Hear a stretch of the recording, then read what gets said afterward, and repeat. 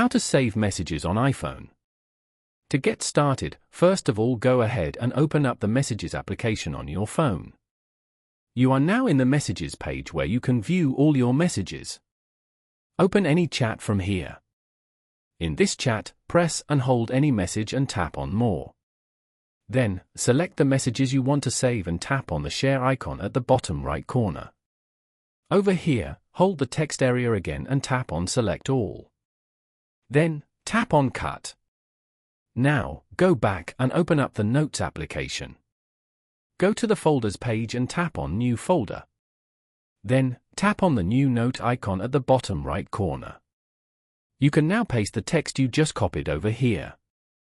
After that, tap on Done above. Following these steps, you can easily save messages on iPhone. Thank you for watching. Please leave a like if this tutorial helped you, or leave a comment below if you have any questions related to the video.